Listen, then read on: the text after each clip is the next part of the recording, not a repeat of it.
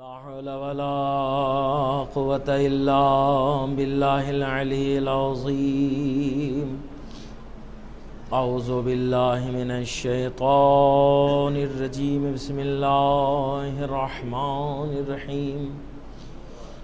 الحمد لله رب العالمين والعاقبة للمتقين والنار للعاصين. والصلاة والسلام على نبي الرحمة وشفيع الأمة صاحب وقار السكينة المدفون بأرض المدينة العبد المؤيد والرسول المجدد والمصطفى الأمجد مولانا ومولى الثقلين جد الحسن والحسين أبي القاسم محمد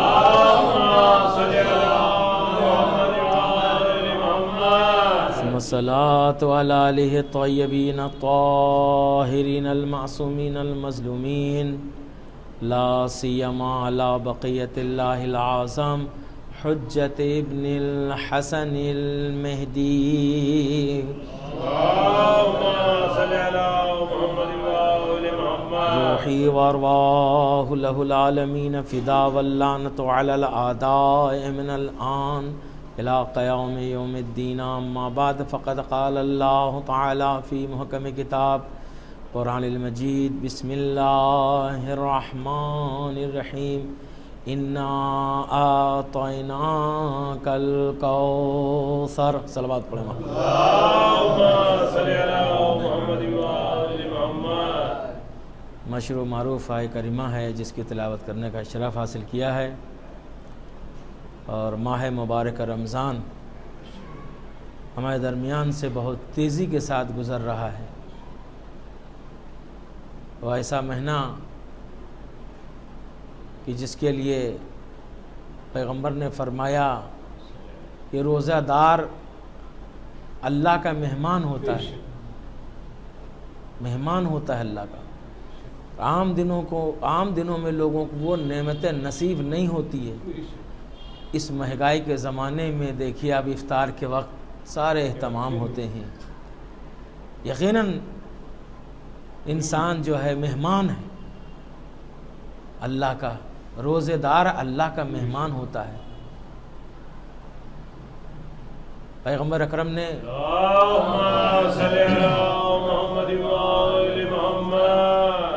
خطبہ شعبانیہ کے نام سے مشہور ہے. آپ نے فرمایا یا ایھا الناس قد اقبل علیہ شہر اللہ بالبرکت والمغفرت والرحمہ. اے لوگو، ماہ مبارک رمضان برکت لے کر کے، رحمت لے کر کے، مغفرت لے کے تمہارے درمیان میں آ چکا ہے. دعیتم فیہ الی ضیافت اللہ. اللہ نے تم کو دعوت دی ہے، مہمان ہو تم، آؤ یہاں کے اوپر آؤ. دیکھیے ماہ مبارک رمضان میں سب سے عظیم عبادت کیا ہے؟ عظیم عبادت اگر آپ سوال کریں کیا ہے عظیم عبادت، ویسے تو ہر عبادت کا وزن بڑھ جاتا ہے، 70 گنا زیادہ اضافہ ہو جاتا ہے ماہ مبارک رمضان میں. لیکن اگر کسی انسان نے قرآن مجید کی صرف ایک آیت پڑھی، پورے دن میں، پوری رات میں اس کو موقع نہیں ملا، مصروف تھا، لیکن ایک آیت صرف پڑھی، آپ کو معلوم ہے کتنا عظیم ثواب ملتا ہے اس مہینے میں. من قرأ فیہ آیتا من القرآن کتب لہ اجر مثل من ختم القرآن فی غیرہ من الشہور. جس انسان نے ماہ مبارک رمضان میں صرف ایک آیت پڑھی، ایک آیت کی تلاوت کی، کتب لہ اجر، لکھا جائے گا اس کے لیے اجر، ختم القرآن فی غیرہ من الشہور، یعنی دوسرے مہینے میں پورا قرآن کو ختم کرنا، ماہ مبارک میں صرف ایک آیت کا پڑھنا. صلوات پڑھیے محمد علیہ.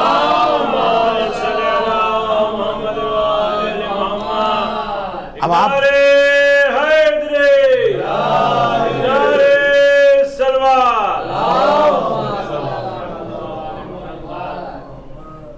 انسان کو دعا کرنا چاہیے، پروردگارہ اس ماہ مبارک میں ہمیں قرآن کی تلاوت کی توفیق عطا فرما، توفیق عطا فرما. اور جو لوگ تلاوت سے محروم ہیں اللہ انہیں توفیق عطا کرے. بہار قرآن ہے یہ.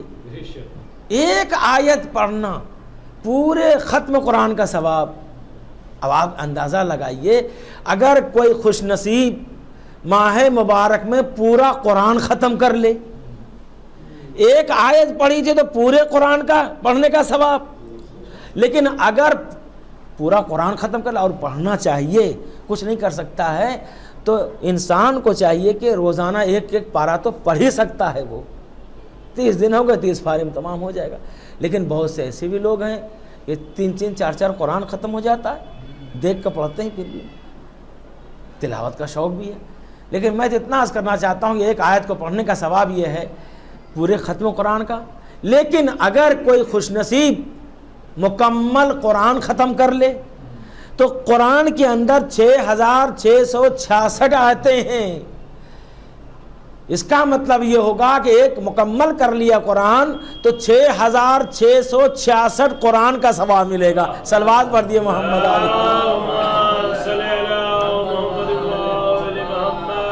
عظیم عبادت ماہ مبارک میں قرآن کی تلاوت کرنا. اور توفیق خدا دے دے تو انسان کو چاہیے ٹھہر ٹھہر کر کے اس کے ترجمے کو بھی دیکھے, اس کے تفسیروں کو بھی دیکھے, کتنا لطف آئے گا. بہار قرآن ہے. جس طرح سے ہر موسم دیکھتے ہیں تبدیلیاں ہوتی ہیں, بہار کا موسم الگ ہوتا ہے, اس لیے یہ قرآن ماہ مبارک جو قرآن کے لیے بہار کا موسم تلاوت کریں. لیکن بدنصیبی ہے کہ ہم قرآن سے دوری اختیار کر لیں اور قرآن نہ پڑھیں. بدنصیبی ہے اس ماہ مبارک میں رمضان میں عظیم عبادت قرآن کا پڑھنا. چلیے روزہ دار اگر اللہ کا مہمان ہے, لیکن آپ دیکھیے سانسیں لیتا ہے انسان, کتنی مرتبہ سانس لیتا ہے. 2 ڈاکٹر بیٹھے ہوئے یہاں بھی. ایک صحت مند انسان 1 منٹ میں کتنی مرتبہ سانس لے سکتا ہے. حدیث کیا کہتی ہے؟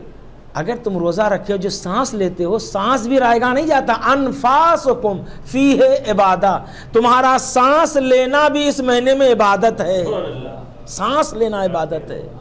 اور اس کے بعد کچھ نہیں کر سکتا انسان, تھک گیا ہے, دل نہیں چاہتا اٹھنے بیٹھنے, کیا کرے گا؟ آخر کار وہ بستر پہ جا کر سو جائے گا. کہتا تمہارا سونا بھی بیکار نہیں ہے. نومکم فیہ عبادہ, تمہارا سو رہنا بھی عبادت میں شمار ہوتا ہے. صلوات پڑھیے محمد علی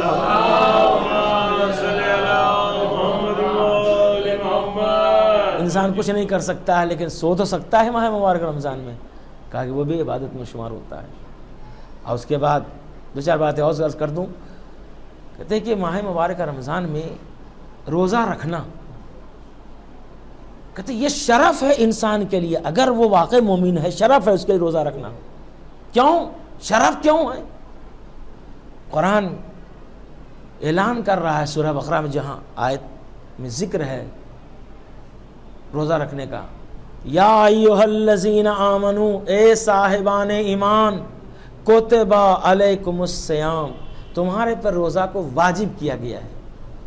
کما کتب علی الذین من قبلکم لعلکم تتقون, جیسا کہ تم سے اگلی امت پہ بھی فرض کیا گیا تھا. صرف تمہارے پر نہیں کہ بھوک و پیاس رہنا ہے, زندگی گزارنا ہے بھوک و پیاس میں, نہیں. تم سے اگلی جو امت گزر چکی ہے اس کے اوپر بھی روزہ تھا. لعلکم تتقون, تاکہ اس روزے کے ذریعے سے تم متقی بن جاؤ.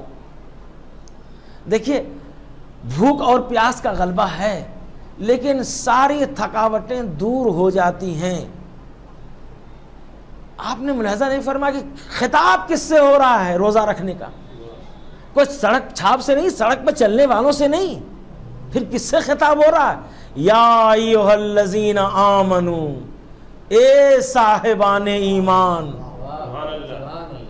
اے صاحبان ایمان, سڑک پہ چلنے والوں کو حکم نہیں دیا جا رہا روزہ رکھو. یا ایھا الذین آمنو, اے صاحبان ایمان جو اللہ رسول اور دین پر ایمان رکھتا ہے, کتب علیکم الصیام, روزہ تمہارے اوپر واجب کیا گیا ہے. تو اب لیجئے ساری تھکاوٹیں دور ہو گئیں. اللہ نے کہا اے صاحبان ایمان, اب جو اپنے کو صاحبان ایمان کہتا ہے اس کو چاہیے کہ روزہ رکھیں. صلوات پڑھیے محمد علی.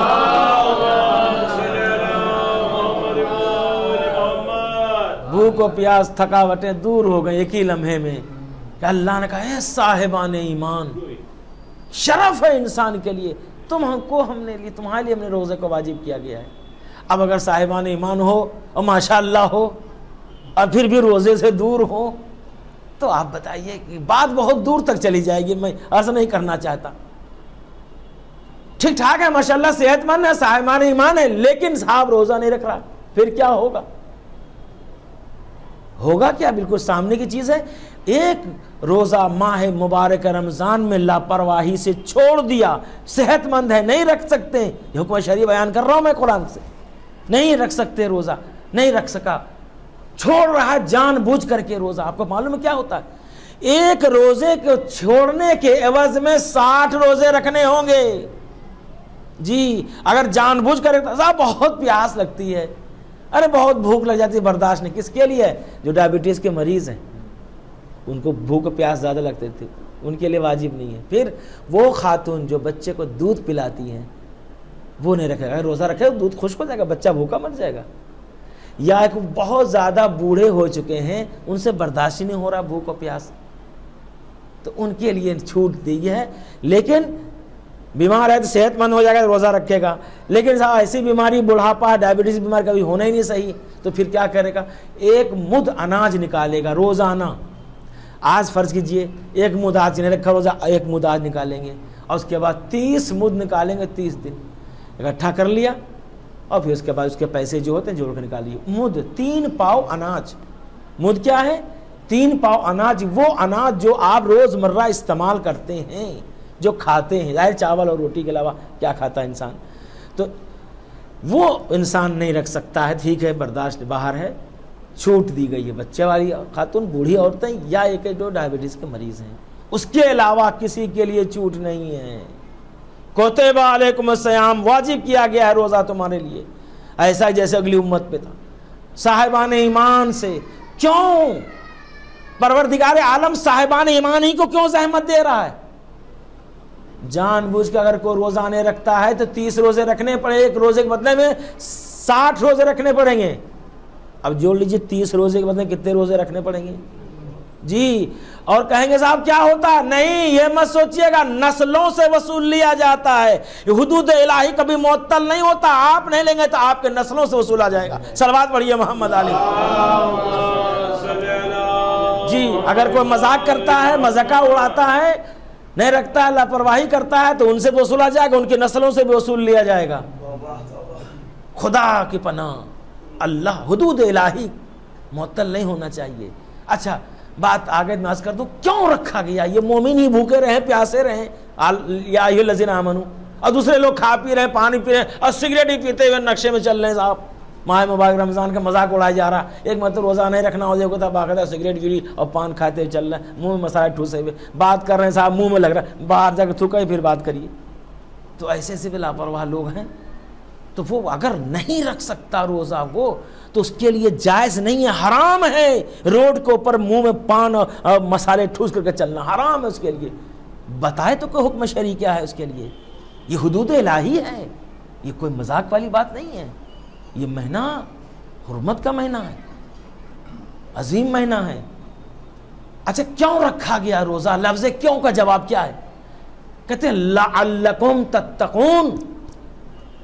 یہ جو لعلہ ہے، لعلہ کا لام جو دیکھ رہے ہیں آپ، کہتے ہیں یہ وجہ بیان کی جاتی ہے جس کے اندر شاید کہ تم اس روزے کے ذریعے سے متقی بن جاؤ، لعلکم تتقون، تاکہ تم متقی بن جاؤ، اللہ سے قریب ہو جاؤ، تمام خرافات سے دور ہو جاؤ۔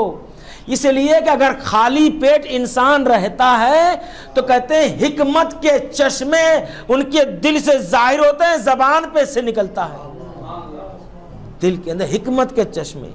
روزہ رکھتا ہے کوئی انسان، ان کا دل وہاں سے حکمت کے چشمے ابلتے ہیں، اور جو منہ سے ظاہر ہوتا ہے۔ اور یہاں کیا ہوتا ہے؟ روزہ اگر رکھ لیا تو پورے گھر کو سر پہ اٹھا لیتے ہیں، سب سے زیادہ غصہ اسی کو آتا، لیکن یہاں کہتے ہیں حکمت کے چشمے نکلتے ہیں۔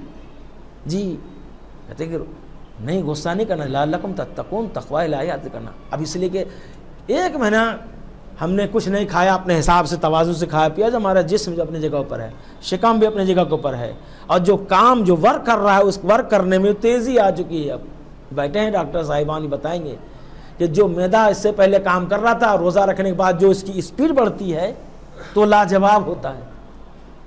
اسی لیے مولا متقیان حضرت علی ابن ابی طالب علیہ السلام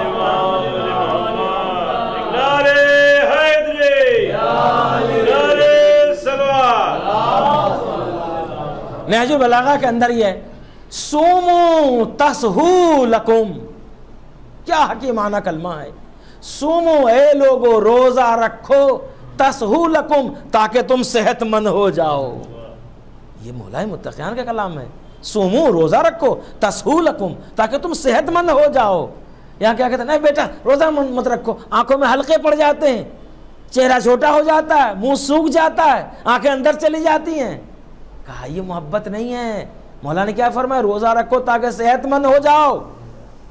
ظاہری چیزوں کو نہ دیکھو، چہرہ ان کا سوکھ گیا، ہونٹیں جو سوکھے جا رہی ہیں.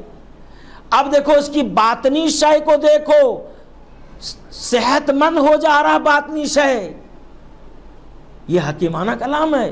روزہ رکھو تاکہ صحت مند، اس کا مطلب روزہ رکھنے کے بعد انسان بیمار نہیں ہوتا ہے، روزہ رکھنے کے بعد انسان جو ہے دبلا نہیں ہوتا ہے. پھر کیا ہوتا ہے، ظاہری کو نہ دیکھو بلکہ انسان اندر سے صحت مند ہو جاتا ہے، طاقتور ہو جاتا ہے، قوت مدافعت میں اضافہ ہو جاتا ہے، قوت ہاضمہ میں اضافہ ہو جاتا ہے.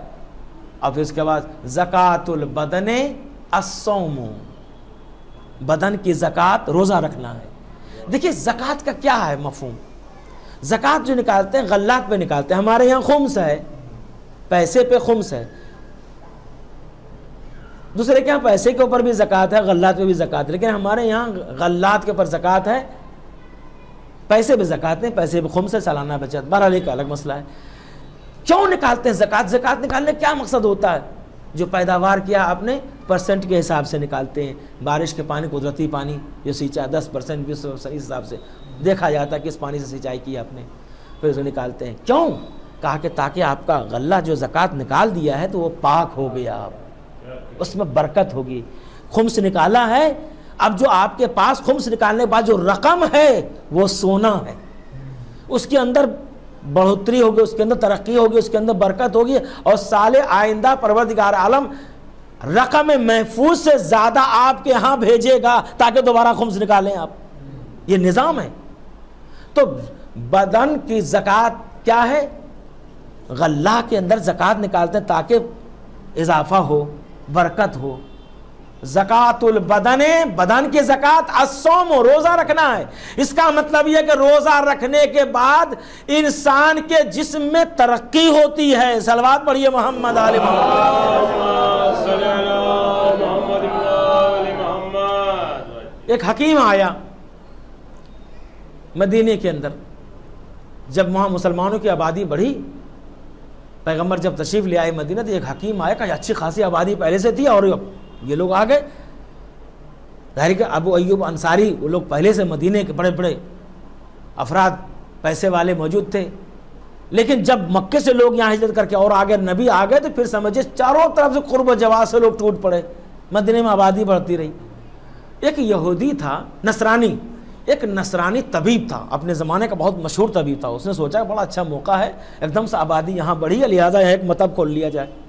جیسے ہی انہوں نے ڈسپینسری کھول لی، انہوں نے آپ ایک مطب، اور سب دوائیں لا کر کے لگا کے بیٹھ گئے. اور اس کے بعد دیکھا کہ اب اتنی بڑی آبادی ہے، ایک روز، 2 روز، 1 ہفتہ، 2 ہفتہ، 3 ہفتے، یہ تو اچھے خاصے 1 مہینہ ہو گیا کہ کوئی مریض یہاں ٹہلنے کے لیے بھی نہیں آ رہا. اتنی بڑی آبادی ہے، ان کو حیرت ہے کیا کوئی بیماری نہیں پڑتے کیا یہاں، لیکن پھر بھی اپنی ڈیوٹی دے رہا، دکان کھول کے بیٹھا ہوا ہے. اتنے میں دیکھا ایک بزرگ ٹہلتے ہوئے شام کے، وہ دیکھا اس نے، اور دکان ہے، کھڑے ہو گئے دیکھ رہے. تو حکیم نے کہا کہ آئیے آئیے تشریف لائیے. بوڑھے بوڑھے میں باتیں بہت اچھی لگتی ہیں، وہ کچھ نہ ہو تو باتیں تو کم سے کم کرنے کے لیے آئیے، خیریت پوچھیے. تو اس نے پوچھا اچھا معلوم کر لیا کہ آپ یہیں کے رہنے والے. ہاں ہم مدینے کے رہنے والے. کہا کہ ایک بات معلوم کروں، یہ کب کھول گا؟ 1 مہینہ زیادہ ہو گیا. اچھا اچھا اچھا، ایک بات معلوم کروں. ہاں بتائیے. اتنی آبادی یہاں کے اتنے لوگ ہیں، کیا یہاں کے لوگ بیمار نہیں پڑتے ہیں کیا؟ کیا مطلب؟ میں اب تک کوئی دوا لے کے آئے نہیں ہمارے یہاں، کوئی بیمار نہیں پڑتے یہاں کیا؟ تو انہوں نے کہا کہ ہاں ہاں کیوں نہیں، بیمار کیوں نہیں پڑتے، لیکن آپ کے آنے سے پہلے ایک عظیم حکیم مدینے میں آ چکا ہے. صلوات پڑھیے محمد علیہ. اشارہ پیغمبر کی طرف تھا. ایک عظیم حکیم آ گیا ہے. وہ ایسی ایسی حکمت کی باتیں ہمیں بتایا کرتے ہیں, ہم ان کے تمام فارمولے پہ عمل کرتے ہیں. تو لہٰذا ہم جب سے عمل کرنا شروع کیا, ہم بھی بیمار ہوتے تھے, پھر آپ صحت مند ہو گئے ہیں. کل انہوں نے کیا فارمولے بتایا آپ کو؟ کہا انہوں نے یہ کہا ہے کہ اس وقت تک کھانے کے طرف ہاتھ نہ بڑھانا جب تک کہ بھوک نہ لگے. بھوک لگے تبھی کھانا کھانا, اور جب کھانا کھاؤ ایک مقدار پہلے ہاتھ کھینچ لو کھانے سے, چاہو تو اور کھا سکتے ہو اچھا خاصا, لیکن وہیں سے بس کرو, پانی پیو, خالی رکھو پیٹ کو. کھائیے. انہی نے کہا ہاں یہ ان کا کہنا ہے. اور کھانے کو چبا چبا کر کے کھاؤ, رمضان کے طریقے سے نہیں کہ بس صلوات پڑھیے محمد علیہ جی, بس ایک مرتبہ ادھر ایک مرتبہ تیسری مرتبہ بس کہیں اور. جبکہ 32 دانت ہیں, 32 مرتبہ چبانے کا حکم دیا ہے. اب 32 مرتبہ اگر چبائے گا مسجد میں تو بس کھا چکا بیچارہ. تو یہ تو عالم ہے. بہرحال پھر کیا بتایا انہی نے؟ کہا کہ صاحب انہوں نے یہی سب چیزیں بتائیں کہ پیٹ بھرنے سے پہلے ہاتھ کھینچ لو, جب تک بھوک نہ لگے کھانا نہیں کھانا. تو حکیم بہت غور سے سن رہا تھا, بہت غور سے سن رہا. اب ہم لوگ جیسے تھوڑی نہیں کہ بھائی صاحب ابھی بھوک لگے, دیکھا کہ ذرا سا کچھ, ارے سو ٹھیک ہے تھوڑا سا کھا لیں گے. نہیں, تھوڑا سا نہیں زیادہ کچھ. جب بالکل بھوک نہ لگے, چاہے جتنا اچھا کھانا کیوں نہ ہو, ہاتھ نہ لگائے انسان. اور بس صاحب کھاتے رہے, اب دل بھر گیا ہے, نیت نہیں بھر رہی ہے, تو ظاہر سی بات ہے اس کا نتیجہ کیا ہوگا. کہا اور کیا بتا کہ 4 چیزیں ایسی بتائی دیں, اس لیے ہم لوگ ضرورت نہیں پڑتی ہم کو حکیم کے پاس جائیں. کھانا کھاؤ, چبا کر کھاؤ, اچھی طرح سے چبا کر کھاؤ, اور اس کے بعد جو ہے بھوک لگے تبھی کھاؤ, کھانے سے ہاتھ کھینچ لو.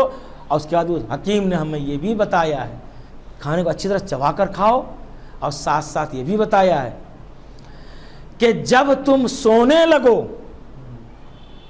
سونے سے پہلے بیت الخلا ضرور جاؤ, چاہے حاجت ہو یا نہ ہو. کیا بتایا؟ بھوک لگے تبھی کھاؤ, کھانے سے ہاتھ کھینچ لو ایک لمحہ پہلے, کھانے کو اچھی طرح چبا چبا کر کھاؤ, اور سونے سے پہلے بیت الخلا ضرور جاؤ. کہا یہ ہمیں اس حکیم نے فارمولہ بتایا جو ہمارا بڑا حکیم ہے, ہم اس کے پر عمل کر رہے ہیں تو ہم بیمار بہت کم پڑ رہے ہیں. ہم عمل کر رہے ہیں اس کے اوپر, اس فارمولے پہ. بہت غور سے سنا حکیم, اس کے بعد ساری بوتلیں اٹھا اٹھا کر کے رکھنے لگا اس میں ٹوکری میں. کہا یہ کیا کر رہے ہیں آپ؟ کہا کہ اب میرا یہاں کوئی کام نہیں ہے, انہوں نے تو بیماری کو جڑ سے ہی ختم کر دیا ہے, اب یہاں کوئی بیمار ہوں گے ہی نہیں. صلوات پڑھیے محمد علیہ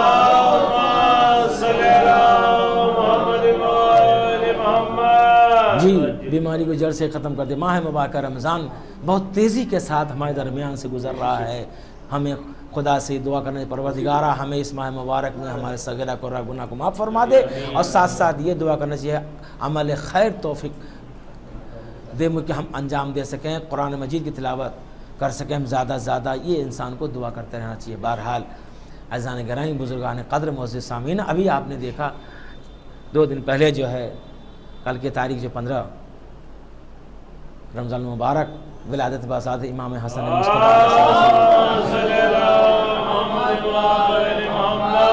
ہمارے درمیان سے بہت تیزی کے ساتھ گزر گیا.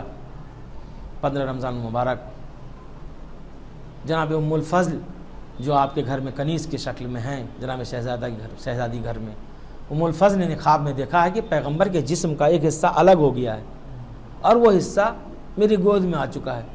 تو ام الفضل بہت گھبرائی, پریشان ہوئی, کیا تعبیر ہے اس خواب کی؟ بس جسم کے ایک حصہ الگ ہو جانا, کچھ اور سوچنے لگی. وہ سہمی بھی بیٹھی, جب پیغمبر کا انتظار کر رہے ہیں, نبی تشریف لاتے ہیں, سب سے پہلے آ کر سلام کیا اور کہا کہ نبی خدا, آنکھوں میں آنسو, نبی خدا ایک خواب دیکھا جب سے بڑی مضطرب پریشان ہوں, لہٰذا آپ تعبیر فرمائیے. دیکھا حالت غیر ہے, پوچھا خیریت, کون سا خواب دیکھا؟ کہ میں نے خواب میں یہ دیکھا کہ آپ کے جسم کا ایک حصہ الگ ہو چکا ہے اور میری گود میں آ کر گر گیا ہے, اب میں نے اس کو گود میں سنبھال لیا ہے. کہا کہ ام الفضل پریشان ہونے کی ضرورت نہیں ہے، یہ تو تمہارے لیے بڑی خوشخبری کی بات ہے۔ کہا نبی خدا وہ کیسے؟ کہا کہ ان قریب میری بیٹی فاطمہ زہرا کے گھر بچے کی ولادت ہونے والی ہے، اور جو میرے جسم کا ہی ایک حصہ ہے، جز ہے، اور وہ تمہاری آغوش میں پرورش پائے گا۔ کیا کہنا، ام الفضل خوش ہو جاتی ہیں۔ اور ادھر جیسے ہی ان کا خود بیان ہے کہ نماز صبح کے بعد شہزادی کونین جب فارغ ہوتی ہیں، ادھر سیدہ نماز صبح سے فارغ ہوتی ہیں اور خاندان کی عورتیں، ام الفضل کہتی ہیں کہ خود ہم لوگ سب انتظار کر رہے تھے اس گھڑی کی جس کی خبر پیغمبر نے دی تھی۔ ایک ہم نے کیا دیکھا، ابھی تو شہزادی عبادت سے فارغ ہوئی ہیں، اسی حجرے سے، اسی بیت الشرف سے ایک نور کا سلسلہ شروع ہوا۔ ام الفضل کہتے ہیں کہ سیدہ کے حجرے میں اس قدر نور ساطع ہوا جس کا تعلق زمین سے آسمان تک تھا، ہم لوگ وہاں موجود ہونے کے بعد بھی ہم دیکھ نہیں سکتے تھے۔ نور کی ضیاء باری اتنی تھی کہ آنکھیں کام نہیں کر رہی تھیں۔ چند لمحات ایسے گزرے ہم دیکھ نہیں سکتے تھے، لیکن تھوڑا تھوڑا کر کے جب نور میں افاقہ ہوا، کمی واقع ہوئی، ام الفضل کہتی کہ ہم نے دیکھا سیدہ تسبیح پڑھ رہی تھی، ایک چاند سا بچہ سجدہ خالق میں سر رکھ کر کے سبوحن قدوسن کی تلاوت کر رہا تھا۔ ایک صلوات پڑھیے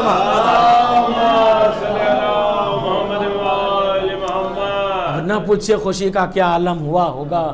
ادھر پیغمبر خوش ہیں، سیدہ بھی خوش ہیں، علی بھی خوش ہیں، اور یہی ام الفضل بھی خوش ہیں، اور ساتھ ساتھ یہ کہ جنت کے اندر خوشی منائی جا رہی ہے۔ اسلام بھی خوش ہے، دین بھی خوش ہے، اور جنت کے اندر خوشیاں منائی جا رہی ہیں۔ کیوں؟ نبی اس لیے خوش ہے کہ نبی کا نواسا آ گیا، نبی کا وصی آ گیا ہے، اور علی اس لیے خوش ہیں کہ جانشین آ چکا ہے، سیدہ اس لیے خوش ہیں کہ لاڈلا آ چکا ہے، اسلام اس لیے خوش ہو گیا ہے کہ محافظ اسلام آ گیا ہے، اور دین کا نگہبان آ گیا ہے، اس لیے خوش ہے دین، اور حرم کا پاسبان آ چکا ہے، اور ساتھ ساتھ یہ ہے کہ جنت میں خوشیاں اس لیے منائی جا رہی تھی، سردار جنت آ چکا ہے۔ صلوات پڑھ دیے محمد سے بہتر صلوات پڑھ دیے محمد علی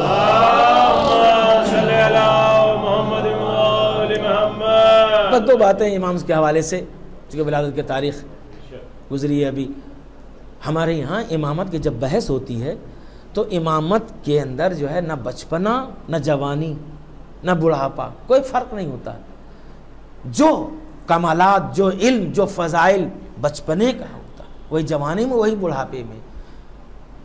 تو ہمارے یہاں علم کلام میں جب بحث ہوتی ہے تو امامت کے بارے میں خاص کر کے کہتے ہیں وہاں کوئی فرق نہیں پڑتا، چاہے جوانی ہو بچپنا ہو، جو علم بچپنے میں ہوگا وہی جوانی میں ہوگا۔ ہاں تقدم و تاخر میں فرق ہے، جیسے باپ بیٹے میں تھوڑا فرق ہوتا ہے، عصمت کے لحاظ سے سب برابر ہوتے ہیں، امام سب امام برابر ہوتے ہیں۔ ایسا نہیں کہ ابھی چھوٹے ہیں بڑے ہوں گے تو پھر علم میں اضافہ ہوگا، ایسا نہیں ہوتا۔ اور ثبوت ہمارے سامنے موجود ہے۔ رہبہ نام کی جگہ ہے جو مدینے سے چند کلومیٹر دور ہے، وہاں کے اوپر جو مولا متقیان تشریف فرما تھے، باغ کے کام سے گئے ہوئے تھے، اور ساتھ میں دونوں شہزادے تھے۔ اتنے میں ایک شخص آیا مدینے میں، معلوم ہوا کہ مولا باغ کی طرف گئے ہیں، تو پھر وہ باغ کی طرف روانہ ہوا، خدمت میں آیا اور اپنے حساب سے انہوں نے سلام بجا لایا۔ اس کے بعد کہتا ہے امام علی سے کہ میں آپ کی امت میں سے ہوں، آپ کی رعایا میں سے ہوں، آپ کے ملک کا رہنے والا ہوں، اور میرے سامنے کچھ سوالات ہیں، میں آپ کی خدمت میں آیا ہوں جواب لینے کے لیے۔ امام نے ایک نظر دیکھا اور فرمایا نہ تو میرے ملک کا رہنے والا ہے، نہ ہی تو میرا رعایا ہے، میری رعایا میں سے نہیں ہے، بلکہ تو روم کا رہنے والا ہے، بادشاہ روم نے تمہیں کچھ سوالات دیے ہیں کہ جاؤ اس کا جواب حاکم شام سے طلب کر لینا، لیکن جب تم گئے وہ سوال لے کر ان کے پاس، وہ جواب نہ دے سکا، گمنام ہو کر کے تم کو یہاں بھیجا حاکم شام نے تاکہ جاؤ علی سے جواب لے لو، اور اپنا نام پتہ نہ بتانا، کہنا کہ ہم یہاں کے رعایا ہیں۔ منہ دیکھنے لگا کہ ہاں یہ بات تو ہمیں معلوم تھی، یا تو اسے آپ کو کیسے پتہ چلا کہ یہ خدا کی عنایت ہے؟ اچھا ٹھیک ہے، آپ نے صحیح فرمایا، سوالات لے کر میں آیا ہوں۔ وہاں گیا تھا، انہوں نے جواب نہیں دیا، ان کے پاس جواب نہیں تھے اس کے، لہٰذا آپ کے پاس بھیجا، آپ جواب دے دیجئے، واپس جاؤں میں روم۔ امام علیہ السلام نے فرمایا کہ میرے 2 فرزند یہاں موجود ہیں، تمہارا جس سے دل چاہے پوچھ لو جو سوال ہے۔ میرے بیٹے امام حسن ہے، امام حسین، جس سے دل چاہے پوچھ لو۔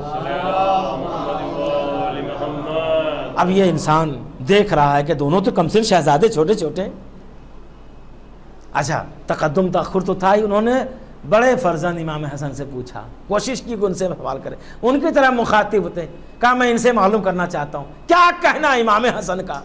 جیسے اس نے کہا ان سے معلوم کرنا، امام حسن نے فرمایا چپ، خاموش ہو جاؤ، یہ بتاؤ کہ جو تمہارے پاس سوال ہے وہ سوال تم خود بتاؤ گے یا میں سوال بھی بتا دوں؟ اس کو کہتے ہیں امامت، کس منزل کے وفائی ہوتے ہیں۔ ان کے جوابات میں خود بتا دوں، سوال خود بتاؤں پھر جواب بتاؤں؟ کہا اس سے بڑھ کر کیا ہوگا فرزند رسول کہ آپ پہلے سوال بتا دیں پھر جواب بتائیں۔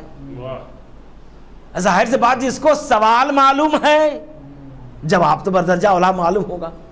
کہاں فرما دیجیے آپ، کہا تمہارے ذہن میں اس وقت سب سے پہلا سوال یہ ہے، لکھا ہوا جو نوشتے میں پہلا سوال یہ لکھا ہوا ہے کہ حق اور باطل میں کیا فاصلہ ہے، کیا فرق ہے، حق اور باطل میں کیا فرق ہے؟ کہا ہاں یہی سوال پہلا ہے۔ دوسرا سوال یہ ہے کہ زمین سے لے کر آسمان تک کی کیا دوری ہے، کیا فاصلہ ہے؟ کہا بالکل صحیح فرمایا، یہی سوال ہے۔ تیسرا سوال تمہارے پاس یہ ہے کہ مشرق سے لے کر کے مغرب تک کا کیا فاصلہ ہے، کتنی مسافتیں ہیں؟ حیرت میں پڑ گیا، کہا بالکل صحیح فرمایا، یہی تیسرا سوال ہے۔ کہا چوتھا سوال تمہارے پاس معلوم ہے کیا ہے، قوس و قزح کیا ہے؟ کہا ہاں صحیح فرمایا۔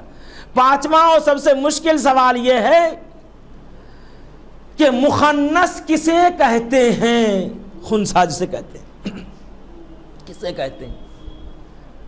سوال کا سننا تھا، سر جھکا لیا، کہا کہ یہاں چھوٹے اور بڑے میں کوئی فرق نہیں پڑتا ہے۔ کہا ہاں یہی سوالات ہیں۔ اب معلوم ہو گیا کہ جب سوال معلوم ہے تو جواب بھلا معلوم نہیں ہوگا، کم سن ہونے کے بعد بھی۔ کہا سنو، پہلے سوال کا جواب یہ ہے کہ حق اور باطل میں کیا فاصلہ ہے، صرف 4 انگول کا فاصلہ ہے۔ کہا کہ وہ کیسے؟ کہ جو چیزیں آنکھ سے دکھائی دے وہ حق ہے اور جو کان سے سنائی دے اکثر باطل ہوتے ہیں۔ کہا آنکھ اور کان کے درمیان میں فاصلہ دیکھو، صرف 4 انگلیوں کا فاصلہ ہے۔ صلوات پڑھ دیے محمد علیہ محمد۔ کہا کہ ہاں بالکل صحیح فرمایا آپ نے، 4 انگل کا فاصلہ ہے۔ اچھا یہ بھی فرما دیجئے زمین سے لے کر کے آسمان کی کیا دوری ہے؟ امام علیہ السلام نے مسکرا کر فرمایا ایک نگاہ کی دوری ہے، ایک نگاہ کے پھیرنے کی دوری ہے۔ زمین کو دیکھا، آسمان کو دیکھا، ایک نگاہ کو پھیرنے کی دوری ہے۔ صلوات پڑھیے محمد۔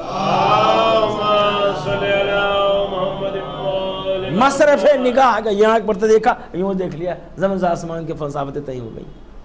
کہا مشرق سے مغرب تک کی دوری، کہا سورج کے ایک دن کا سفر ہے، صبح سے ادھر سے نکلتا ہے اور ادھر شام میں غروب ہوتا ہے، ایک دن کا سفر ہے سورج اور مشرق اور مغرب کی دوری۔ اچھا یہ بھی فرما دیجئے قوس و قزح کیا ہے، کیا کہنا امام کا، قوس و قزح کیا ہے؟ امام نے فرمایا قوس و قزح اہل زمین کے لیے خوشخبری کا ہے، بشارتیں کیا ہے؟ بارش کے موسم میں دیکھتے ہیں آپ لال اور پیلی دھاریاں اس طرف سے قوس کی طرح سے، قوس کے طریقے سے ہوتا ہے، یہ قوس و قزح ہے۔ امام نے فرمایا جب آسمان پہ دیکھے تو وہاں کے رہنے والے اپنے لیے امن و امان سمجھے۔ مشکل سوال یہ تھا آخر والا کہ مخنث کسے کہتے ہیں، خنثی کسے کہتے ہیں؟ امام نے فرمایا کمسن شہزادے ہیں، فرمایا کہ اس کو کہتے ہیں کہ جس میں یہ تمیز نہ ہو مرد ہے یا عورت ہے۔ دیکھیے امامت کے ہاں جوانی اور بچپنے کو فرق نہیں ہوتا علم کے اعتبار سے، یہ تمیز نہ ہو کہ مرد ہے یا عورت ہے۔ پھر کیسے پتا چلے؟ کہ دیوار کے پاس جا کر کھڑا کر دو اور اس سے کہو کہ وہ پیشاب کرے اور دیکھتے رہو، اگر وہ دھار پریشر کے ساتھ دیوار سے ٹکرائے مرد کا اطلاق ہوگا، لیکن دیوار سے نہیں بلکہ ٹانگوں سے زمین پر آ جائے عورت کا اطلاق ہوگا۔ پھر سنو، اگر سوتے میں احتلام ہو جائے تو سمجھ لو مرد ہے، اور ایام مخصوصہ آ جائے تو سمجھ لینا عورت ہے۔ یہ سوال سنتے ہی قدموں پہ گر پڑتا ہے۔ صلوات پڑھیے محمد بہرحال وصال ثواب کی مجلس ہے مومنہ مرحومہ کے لیے، اور جیسا کہ آپ کو معلوم ہے زیادہ وقت نہیں لینا، ٹائم زیادہ نہیں لینا ہے، بس 5-10 منٹ اور۔ پروردگار عالم نے ارشاد فرمایا کہ ہم نے آپ کو کوثر عطا کیا ہے، پیغمبر کو کہا کوثر عطا کیا، کثرت نسل عطا کیا۔ یہ سورت جواب ہے ان لوگوں کے لیے جو پیغمبر کو تانے دے رہے تھے، ابتر کے تانے دے رہے تھے، ان کی نسل آگے کیسے بڑھے گی؟ ایک تو مختون نسل ہے، یہ ان کی نسل آگے کیسے بڑھے گی؟ تو جب پیغمبر جس گلی سے جہاں سے گزرتے تھے کفار تانے دیتے، وہ دیکھیے مختون نسل جا رہے ہیں، پیغمبر خاموش سے گزر جاتے تھے، لیکن اللہ نے جواب میں بھیجا انا اعطیناک الکوثر۔ میرے حبیب یہ آپ کو مختون نسل کہہ رہے ہیں، حقیقت تو یہ کہ ہم نے آپ کو کثرت نسل عطا کر دی ہے، کثرت نسل عطا کر دی ہے۔ اور آپ دیکھ لیجئے کہ جو لوگ پیغمبر کو ابتر کے تانے دے رہے تھے آج ان کی نسلوں کا عطا پتہ نہیں ہے۔ آل رسول آج دنیا کے گوشے گوشے میں موجود ہے، اس لیے کہ نبی نے فرمایا تھا ہم نے آپ کو کثرت نسل عطا کی ہے۔ صلوات پڑھیے محمد۔ اور حدیث سنا دوں آپ کی خدمت میں تاریخ طبری کے حوالے سے۔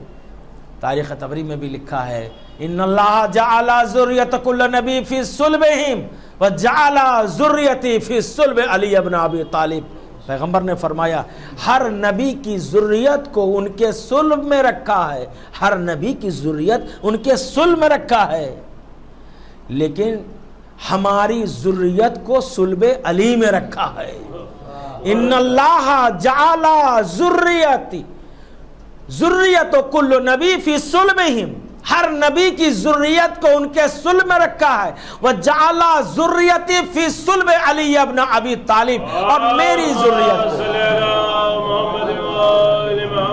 وَجَعَلَ ذُرِّيَّتِي فِي صُلْبِ عَلِيَّ ابْنَ أَبِي طَالِب، اور میری ذریت کو صلب علی میں رکھا ہے۔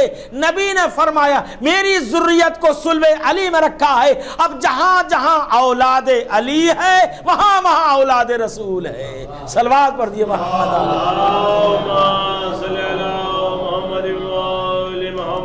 بس آخری روایت و زحمت تمام کرنا چاہتا ہوں کہ کہتے ہیں کہ پیغمبر کی خدمت میں جبرائیل آئے ایک گلدستہ لے کر کے، جام لے کر کے، سجا ہوا تھا اور خوشبو سے معطر ہے، جنت سے لے کر آئے ہو، اور جبرائیل ڈائریکٹ لے کر کے پیغمبر کی خدمت میں پیش کرتے ہیں اس گلدستے کو، اس جام کو۔ جیسے ہی وہ گلدستہ دست نبی میں آیا تو فوراً ہی قرآن کی تلاوت کی صدا آئی، طٰہٰ ما انزلنا الیک القرآن لتشقیٰ۔ اور اس کے بعد پیغمبر نے دیکھا، مسکراتے رہے، پھر اس گلدستے کو نبی نے علی کے حوالے کر دیا، علی کی طرف بڑھایا۔ جیسے ہی دست علی میں وہ آیا ہے جام و گلدستہ، فوراً آواز آتی ہے انما ولیکم اللہ ورسولہ والذین آمنوا الذین یقیمون الصلاۃ ویؤتون الزکاۃ وہم راکعون۔ فوراً اس آئے ولایت کی تلاوت کی، اور اس کے بعد جو ہے مولا کائنات نے اپنے بڑے بیٹے امام حسن مصطفیٰ علیہ السلام کی طرف اس گلدستے کو بڑھایا، اور جیسے ہی وہ گلدستہ دست امام حسن میں آیا فوراً ہی آواز آئی اما یتساءلون عن النبأ العظیم الذی ہم فیہ یختلفون۔ قرآن کے 30ویں پارے کی پہلی آیت ہے سورہ اما یتساءلون، یہ لوگ آپس میں کس چیز کے بارے میں سوال کر رہے ہیں؟ اما یتساءلون عن النبأ العظیم، ایک عظیم خبر کے بارے میں سوال کرتے ہیں۔ کلا سیعلمون ثم، جس میں اختلاف ہے، ہم فیہ مختلف یختلفون، جس میں لوگوں درمیان میں اختلاف ہے۔ کلا سیعلمون ثم کلا سیعلمون، ارے ان کو بہت جلدی پتہ چل جائے گا، ان قریب معلوم ہو جائے گا۔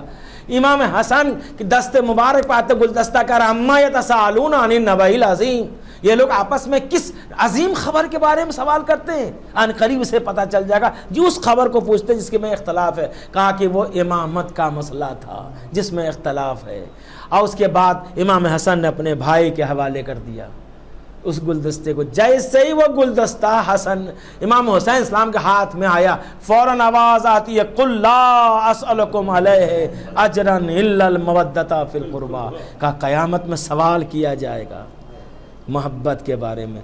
اور زیادہ دیر نہ رکھ سکے حسین، فوراً اپنی والدہ کی طرف بڑھایا. دست سیدہ میں آتے ہی گلدستہ فوراً آواز آئی انما یرید اللہ لیذھب عنکم الرجس اہل البیت ویطہرکم تطہیرا.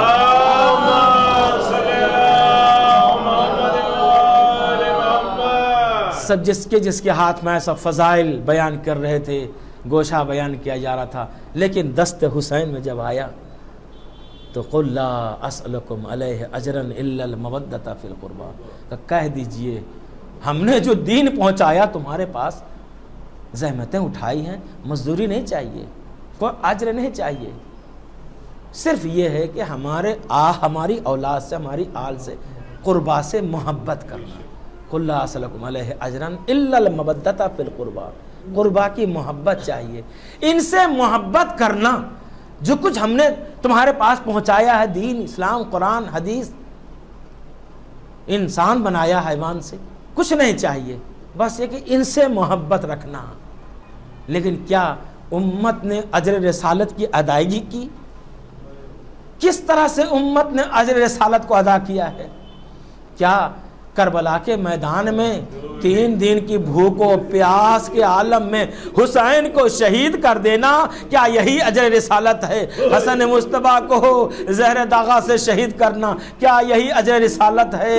لیکن ہاں، کربلا میں چھوٹے چھوٹے بچے التش التش کے صدائے بلند کر رہے ہیں، کیا یہی اجر رسالت ہے؟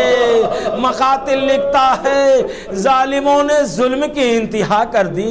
ارے جب جس کے مرد مارے جاتے ہیں، عورت ہراساں ہو جاتی ہیں، لیکن اللہ اللہ وہ بیویاں ارے سر چھپانے کے لیے خیمے کے اندر آ جاتی ہیں.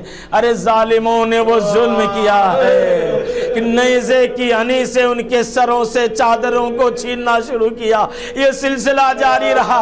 ارے غیرت دار خاتون تھی، جیسے سر سے چادر کو چھینا فوراً وہ خاتون خیمے کی طرح، ارے کسی نامحرم نے نہیں دیکھا تھا، ایک ایک کر کے وہ ظالم اس طرح سے چادریں اتار رہا تھا. مقاتل نے لکھا ہے کہ زینب کے قریب جو ہے فاطمہ کبریٰ کھڑی تھی، فاطمہ کبریٰ کھڑی تھی، اور وہ ظالم آگے بڑھا نیزے کی انی سے. جب اس نے چادر کبریٰ کے سر سے اتارا ہے، ارے بچی نے اتنی نزدیک سے کسی نامحرم کو نہیں دیکھا تھا، غش کھا کے زمین پہ گر جاتی ہے. اور قیامت یہ ہوئی، شمر ملون نیزے کو لے کر آگے بڑھا، زینب کے سر سے نیزے کی انی سے چادر کو کھینچا ہے اور چادر کو سمیٹا اور دوڑتا ہوا فرات طرف جاتا ہے جہاں عباس کی لاش پڑی تھی. لاش کے قریب چادر کو رکھ کر کہا اے عباس، ارے یہ زینب کی چادر ہے، لو میں نکاح اٹھا لے آیا، سر سے اتار لے آیا. عباس کی لاشوں میں حرکت شروع ہو گئی. عجب نہیں کہہ رہے ہوں اے شہزادی ہمیں معاف کر دیے، اس لیے کہ موت نے ہمیں مجبور کر دیا. ہاں ارباب بلا اتنے مظالم ڈھائے گئے. اور اس کے بعد مقاتل نے عجیب واقعہ لکھا ہے کہ لوٹ مار کا ہنگامہ جاری تھا. ایک کمسن بچی تھی جن کے پاس ظالم پہنچتا ہے، سر سے چادریں چھینی، لیکن کانوں سے گوشوارے اتارنے لگے. جب وہ نہ اترے، ارے بڑے بے دردی سے اس نے کھینچ لیا، کانوں سے لہو جاری ہوا.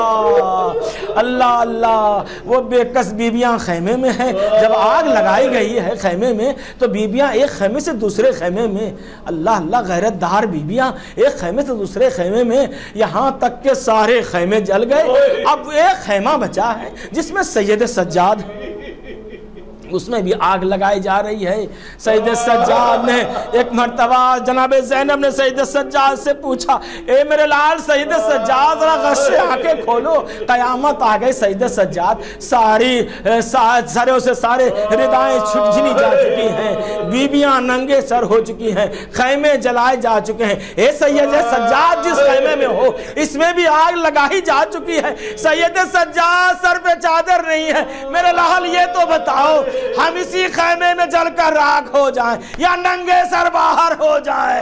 ایک مرتبہ سید سجاد نے پہلا فتویٰ دیا، اے بھوبھی اماں، ارے جان کا بچانا واجب ہے۔ ساری بیویاں خیمے سے باہر ہوئی، لیکن مقاتل لکھتا ہے، حمید بن مسلم کہتا ہے کہ میں نے دیکھا جب خیمے جل رہے تھے تو ایک بلند قامت بیوی ہے جو بار بار خیمے میں جاتی ہے وہ واپس آ جاتی ہے۔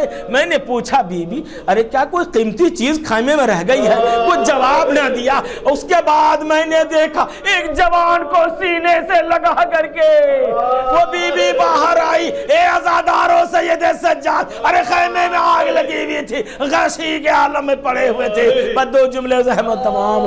اس کے بعد عجیب واقعہ لکھا ہے کہ راوی کہتا ہے کہ ہم نے دیکھا جلتے ہوئے خیمے سے ایک چھوٹی سی بچی نکل کر بھاگی جن کے دامن میں آگ لگی ہوئی تھی۔ میں نے سوچا اس بچے کی آگ کو بجھا دیں، آگے بڑھا، لیکن جیسے ایسے ہی اس بچے نے مجھے اپنی طرف آتے دیکھا، سہمی ہوئی تھی بچی، تماچے کھا چکی ہے بچی تیزی سے دوڑنے لگی، اچانک زمین پر آ جاتی ہے۔ میں قریب پہنچا، ہاتھوں کو جوڑ کر عرض کیا، کہنے لگی اے شیخ مجھے ہاتھ نہ لگانا، میں حسین کی بیٹی ہوں۔